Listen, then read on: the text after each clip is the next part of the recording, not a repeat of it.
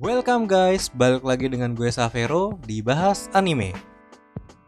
Di video kali ini gue pengen bahas tentang salah satu anime dengan genre isekai. Genre yang cukup populer sih beberapa tahun belakangan ini. Bisa kita lihat dari banyaknya anime yang pakai genre ini. Dan bikin gue pribadi sebenarnya agak males sih nonton anime-anime yang sejenis ini. Karena ya banyakan ceritanya tuh kurang lebih mirip-mirip. Malah beberapa kayak terlalu datar aja gitu. Cuma ngandelin punya genre isekai aja. Jadi kayak anime yang asal-asalan dibikin. Tapi anime ini punya sesuatu yang menurut gue cukup menarik dan membuat gue akhirnya mau nonton anime yang satu ini. Jadi anime yang akan kita bahas pada hari ini berjudul Tate no Yusa no Nariagari. Anime ini bercerita tentang seorang otaku rumahan bernama Naofumi yang tiba-tiba aja kelempar ke dunia lain. Ya iyalah, namanya juga anime isekai, pastinya kelempar ke dunia lain. Jadi Naofumi ini dipanggil ke sebuah kerajaan di dunia lain yang selalu mengalami musibah, yang musibahnya itu disebut sebagai gelombang bencana. Dan musibah ini membuat warganya ini menderita selama berabad-abad. Demi kerajaan ini, akhirnya para masyarakat di sana memanggil 4 orang pahlawan legendaris dari Jepang modern. Masing-masing dari pahlawan yang dipanggil tersebut dianugerahi sebuah senjata. Ada yang berupa pedang, tombak, busur, dan juga perisai. Nah, Naofumi yang menjadi tokoh utama di anime ini, yang dulunya merupakan seorang otaku, harus menerima kenyataan pahit karena dia dikutuk untuk menjadi seorang pahlawan perisai. Yaitu seorang pahlawan yang paling diremehkan oleh orang-orang kerajaan, bahkan juga diremehkan sama pahlawan-pahlawan lainnya. Karena kemampuan serangannya yang begitu lemah, serta kemauannya yang minim. Ketika para pahlawan diberi bekal yang cukup serta teman-teman yang terlatih, Naofumi hanya memiliki 1 orang yang mau menemaninya. Tapi ternyata ia hanyalah seorang pengkhianat yang mau memanfaatkan Naofumi demi untuk kepentingan pribadinya. Naofumi pun semakin dikucilkan dan dibenci oleh orang-orang dari kerajaan untuk sesuatu hal yang gak pernah dia lakukan sebelumnya. Dengan badai rasa sakit hati dan ketidakpercayaan yang mengamuk di dalam batinnya, Naofumi akhirnya memulai perjalanan untuk memperkuat dirinya serta memperbaiki reputasi yang telah rusak. Karena tahu bahwa ia nggak mungkin melakukan ini semua sendiri, Naofumi akhirnya membeli seorang budak demi Yuman yang sekarat. Nah, budak ini bernama Raphtalia. Dia dibeli untuk menemani dan membantu dalam perjalanan Naofumi.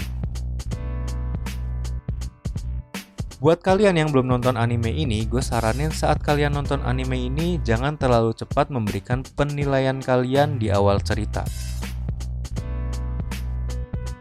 Anime ini merupakan adaptasi dari light novel karya Usagi Aneko yang diproduksi oleh studio Kinema Citrus yang juga memproduksi anime Barakamon, Made in Abyss, dan Black Bullet.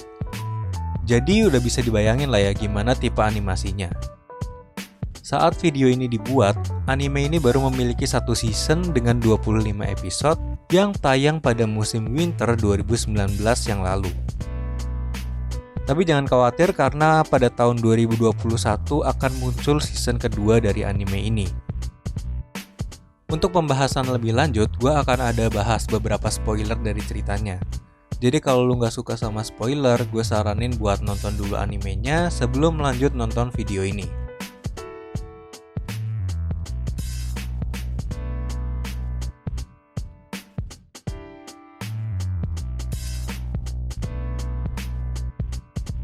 Oke, kalau lu masih denger sampai sini, berarti lu gak masalah sama pembahasan spoiler. Tate no Yusa ini memiliki premis di mana protagonis utamanya menjadi orang yang paling menderita dan dibenci. Hal inilah yang membuat ceritanya menarik. Dengan premis ini, cerita anime ini menjadi nggak terlalu kaku dan perkembangannya pun dapat menarik simpati dan emosi kita sebagai penonton. Selain membantu cerita, premis sebagai orang yang paling dibenci tadi juga tampak bagus untuk pengembangan karakter pada anime ini. Yang mulanya dihina dan dicaci, berakhir sebagai orang yang paling dieluk-elukan. Memang ini terdengar klise, tapi ketika ditonton ternyata menarik juga loh. Dari segi desain karakter, Tateno Yusa udah terbilang lumayan sih. Hampir semua karakternya memiliki desain yang menarik. Salah satu yang paling gue suka desainnya ya si Raphtalia. Dia punya konsep karakter yang bisa berevolusi seiring bertambahnya level dan desain karakter yang waifuable. Perubahan karakternya dari yang imut menggemaskan sampai jadi cantik dan dewasa adalah daya tarik tersendiri dari anime ini. Dari segi musik gue suka sih sama openingnya, dimana lagunya cukup catchy dan sempet gue dengerin di Discord bareng teman-teman gue sampai gue enak sama lagunya.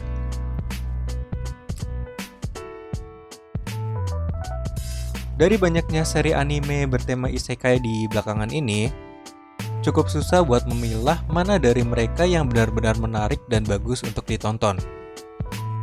Nah, salah satunya yang layak buat ditonton adalah Tateno Yusa ini. Dengan cerita yang ringan namun cukup menarik emosi dan juga pengembangan karakter yang juga top. Buat anime ini gue kasih skor 8 dari 10. Dan gue rekomendasiin sih buat kalian yang suka anime dengan genre isekai buat nonton anime yang satu ini. Mungkin cukup segitu aja buat bahas anime kali ini. Don't forget to like, comment, and subscribe. Jangan lupa juga untuk share video ini ke teman-teman perwibuan lu, biar makin banyak orang yang tahu kalau channel ini ada, dan gue bisa makin semangat bikin konten lagi. So, sekian dan enjoy your life.